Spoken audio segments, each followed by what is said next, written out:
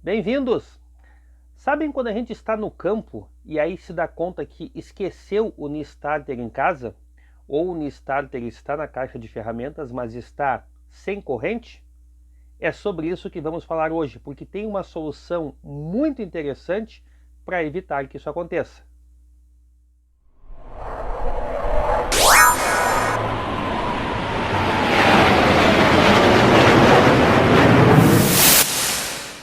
O Nistarter nada mais é do que uma bateria, normalmente de 1,2 ou 1,5 volts, responsável por aquecer, encandecer a nossa, digamos, vela dos motores Glow. E é bastante comum a gente esquecer o equipamento, esquecer o Nistarter em casa, aqui eu tenho um em minhas mãos, ou então esquecer de carregá-lo, porque ele consome, o processo de aquecer a vela gera uma quantidade relativamente grande de consumo de corrente. Esse aqui é um que ainda tem uma vantagem, que eu posso cambiar aqui, ó, eu retiro a bateria de dentro, tá? Aqui eu tenho a bateria recarregável e eu conecto novamente e ele está funcionando.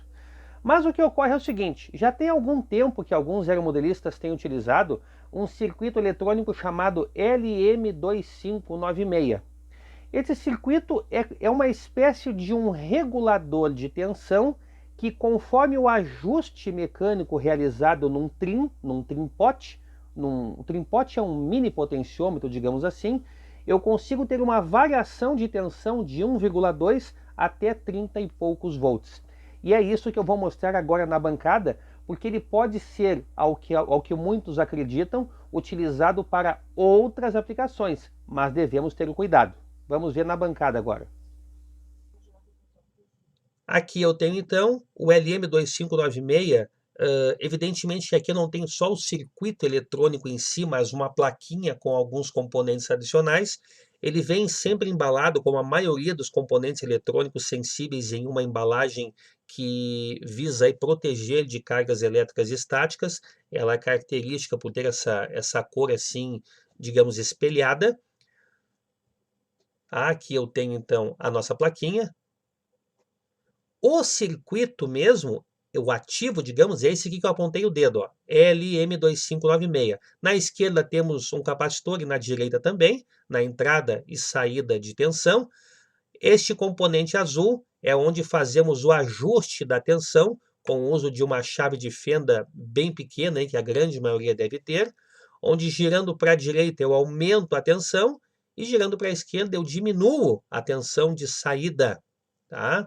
Ó, sentido horário aumenta, sentido anti-horário eu diminuo.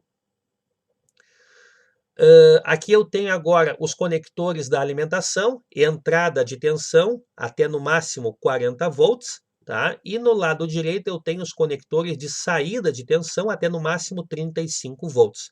A saída sempre vai ser menor do que a tensão de entrada. E agora na sequência eu já deixei soldados os fios, mas vamos ver aqui a medida, as dimensões desse componente, ó, em torno aí de 4 centímetros, tá? Aproximadamente 4 centímetros de comprimento por 2 de largura. É relativamente pequeno, tamanho aí de uma caixinha de fósforo. Aqui já temos então, como eu havia falado, a fiação soldada, tá? Eu já deixei adiantado com as garras jacarés para conectar aí na bateria de entrada e no multímetro para fazermos a medição na saída.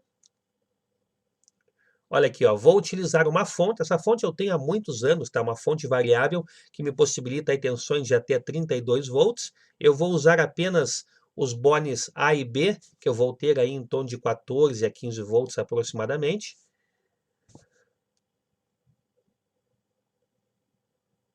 Tá? Aqui eu já vou agora soltar o bone A e o bone B. Lembrando sempre que isso é um padrão mundial, tá? A cor preta é responsável pela identificação do terra ou do negativo, e o vermelho é o positivo da alimentação, e isso quando estamos falando em corrente contínua, DC. Para quem não sabe, quando eu tenho positivo e negativo. Aqui eu ajusto agora o potenciômetro para ter a máxima tensão. Tá? A fonte já vou deixar ela meio de lado. Ó, o LED já está ligado. Lembrando que este LED aqui, ele emite a sua luz a partir de 2,2 volts aí aproximadamente. Agora, com o multímetro já, que nós vamos utilizar para fazer estas medições, eu vou conectar as ponteiras para ver a tensão de entrada que eu vou colocar nesse circuito. Olha aí, ó, 14 volts. Então, neste caso aqui, a minha tensão máxima de entrada vai ser da ordem de 14 volts. E agora, vamos colocar de lado aqui, porque não vai precisar estar aparecendo a todo momento. E vamos para, digamos assim, realizar os ajustes agora. Garra já carrega as ponteiras na saída, a alimentação já está na fonte.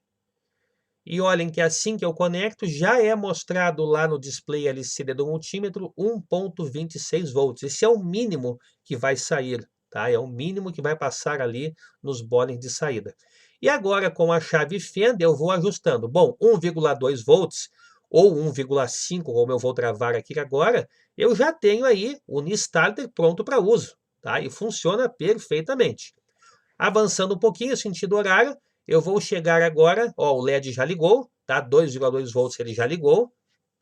E agora eu vou avançar até 4,8 volts, ou seja, as nossas baterias aí de níquel-cádmio, níquel-metal hidreto ainda em uso, tá? Então, 4 células pequenas. Eu posso ter aqui 6 volts, ainda aquelas baterias antigas de 4,8, mas agora com mais um elemento que dá os 6 volts. Posso ter aqui uma bateria LiFe, ou Life, como falam, de 6,6 volts, 2 células. Posso passar para uma LiPo de 7,2 volts, 2 células, ok? E assim eu vou ajustando como de acordo com a minha necessidade, tá? Olha aí, ó, 8 volts para servos HV, ok? Vou passar pelos 9 volts, baterias Life de 3 células. E vou até os 12 volts, podendo ter aí uma bateria LiPo de 3 células. E eu posso ir mais além, só que nesse caso a minha fonte de entrada terá que ser maior, tá? Perfeitamente ajustável. Então, como vocês viram na bancada, este LM2596 me permite uma grande variedade de combinações de tensões, de 1,2 até 35 volts na saída, de acordo com o fabricante. E a entrada dele aceita também até 40 volts, então é um componente muito versátil. Se vocês observaram, eu posso ter ali, então, as nossas baterias que rotineiramente utilizamos no hobby. Eu posso ter uma níquel-cádmio de 4,8 volts, ou uma Life de 6,6 volts, uma LiPo 2 células com 7,2 volts, uma LiPo 3 células, ou seja, até o limite de 35 volts, que é a saída máxima especificada pelo fabricante. Em relação à corrente, este componente, de acordo com o datasheet dele, é projetado para ter uma tolerância máxima de até 3 amperes, ou seja, até 3 amperes ele consegue trabalhar. Só que vamos agora aos detalhes, tá? Para um sistema como um Unistarter, que vai ser estático no campo, é muito interessante. Aqui eu fiz isso, ó. Eu peguei um outro, tá? Um LM2596 igual a esse utilizado no vídeo, soldei nas pontas de entrada 2 conectores para conectá-lo à bateria de 12 volts por 7 amperes, aquela comum que normalmente se utiliza em central de alarme. E aqui na ponta eu vou soldar depois, não terminei ainda, aquele cachimbinho que vai conectado ao plug glow, essa entradinha aqui, ó. Por quê? Eu vou ter então um Unistarter sempre presente, sem me preocupar de esquecê-lo e sem me preocupar com ter mais uma bateria para carregar.